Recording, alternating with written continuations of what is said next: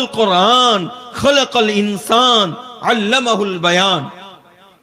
ذرا غور تو کیجئے، قرآن کیا ہے؟ قرآن کو پڑھانے والا کون ہے؟ قرآن کا معلم کون ہے؟ قرآن کو پڑھانے والا استاذ کون ہے؟ اللہ نے فرمایا ان استاذوں کو جو مدرسے کی دریوں اور چٹائیوں پر بیٹھ کر قرآن کریم کی تلاوت کرتے ہیں اور بچوں کو قرآن کریم سکھاتے ہیں، ہو سکتا ہے تمہاری اور ہماری نظروں کے اندر اس کی کوئی قدر نہ ہو، اس کی کوئی اہمیت نہ ہو، اس کا کوئی وزن نہ ہو، اس کی کوئی حیثیت نہ ہو. اللہ نے ان کے حوصلوں کو بڑھانے کے لیے، ان کی عزت کو رہتی دنیا تک ثابت کرنے کے لیے اللہ نے فرمایا الرحمن علم القرآن، قرآن کو سکھانے والا الرحمن ہے. اور قرآن کو یہ لوگ جو سکھا رہے ہیں وہ رحمان کے کام کو انجام دے رہے ہیں. یعنی قرآن سکھانے والا الرحمن، رحمان نے علم القرآن، قرآن سکھایا تو سب سے پہلے قرآن تک پہنچایا رسول اللہ صلی اللہ علیہ وسلم نے، صحابہ تک پہنچایا، صحابہ کرام نے تابعین تک پہنچایا، تابعین نے تبع تابعین تک پہنچایا، اور یہ پھر سلسلہ ہوتے ہوئے ہم لوگوں تک پہنچایا. اور ہم اس بات کا شکر ادا کرتے ہیں کہ اے اللہ آپ نے اس مشغلے سے وابستہ کیا ہے جس مشغلے کی نسبت آپ نے اپنی طرف فرمائی، اور اس مشغلے سے وابستہ فرمایا ہے جس مشغلے کی نسبت رسول اللہ صلی اللہ علیہ وسلم نے خود اپنی طرف بھی فرمائی. اللہ کے نبی صلی اللہ علیہ وسلم نے فرمایا انما بعثت معلما، میں معلم بن کر مبعوث ہوا ہوں.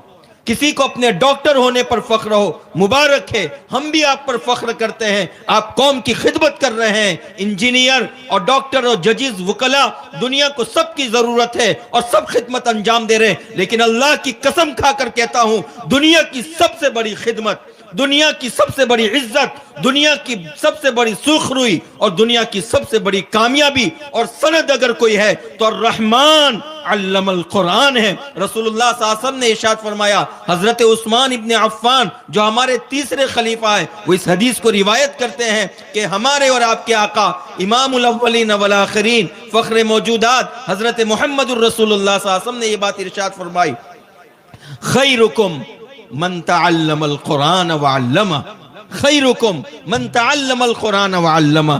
ہم جانتے ہیں کہ یہ امت تمام امتوں سے بہتر ہے. کنتم خیر امت اخرجت للناس، حضرت ابراہیم علیہ السلام کو جو امت ملی، حضرت موسیٰ کو ملی، حضرت داؤد کو ملی، اسماعیل کو ملی، اور تمام نبیوں کے پاس جتنی قومیں آئی، جتنی امتیں آئی، امتیوں، ان تمام قوموں کی سردار یہ امت محمدیہ ہے. اور اس امت محمدیہ کو اللہ نے خیر امت کے تمغے سے نوازا کہ یہ امت خیر امت ہے، سب سے بہترین امت ہے، سب سے اشرف ترین امت ہے، سب سے افضل ترین امت ہے، سب سے اعلیٰ ترین امت ہے. لیکن اس امت کے، اس اعلیٰ ترین امت کے اعلیٰ ترین، افضل ترین، مقدس ترین، کامیاب ترین اگر کوئی افراد ہے تو خیرکم من تعلم القرآن وعلمہ، جس کو اللہ نے قرآن کریم کی خدمت سے وابستہ کیا.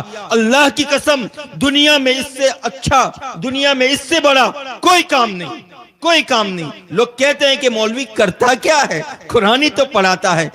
میں اس بات کو کہنے میں کوئی جھجک محسوس نہیں کرتا ہوں. ہماری اس طرح کے جملوں سے اللہ ناراض ہو کر کہیں ہمارا ایمان نہ سلب کر لے. اللہ نے جس کو الرحمن علم القرآن فرمایا کہ قرآن کی تعلیم کو جو آدھا گھنٹہ، 1 گھنٹہ، 2 گھنٹہ یہ جو قرآن کی تعلیم ہوتی ہے، جس کو ہم معمولی سمجھتے ہیں، جس کو ہم حقیر سمجھتے ہیں، اللہ نے فرمایا اس کا سلسلہ کسی نے شروع نہیں کیا، نبی نے بھی، رسول نے بھی نہیں شروع کیا، اس کا سلسلہ رحمان نے شروع کیا ہے. الرحمن علم القرآن، پورا قرآن سب سے اعلیٰ ترین قرآن تو افضل ترین کتاب ہے. اور اس قرآن میں بھی قرآن کا جو دل کہتے ہیں وہ کیا ہے؟ قرآن کی دلہن کیا ہے؟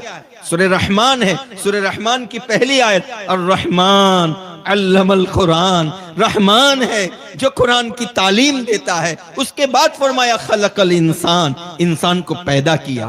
اب یہ جو ڈاکٹرز ہوتے ہیں، ڈاکٹر انسان کی جو طبعی ضرورتیں ہیں، ان کے بدن کے اندر جو تکلیفیں، مصیبتیں آتی ہے، اس کا علاج کرتے ہیں. اللہ نے پہلے تو انسان کو پیدا کیا، اس کے بعد تعلیم دی. لیکن اللہ نے ترتیب یہ نہیں رکھی الرحمن خلق الانسان علم القرآن. جی نہیں، دنیا کو یہ بتانا تھا کہ تعلیم قرآن ہی مقصد ہے تخلیق انسان کا.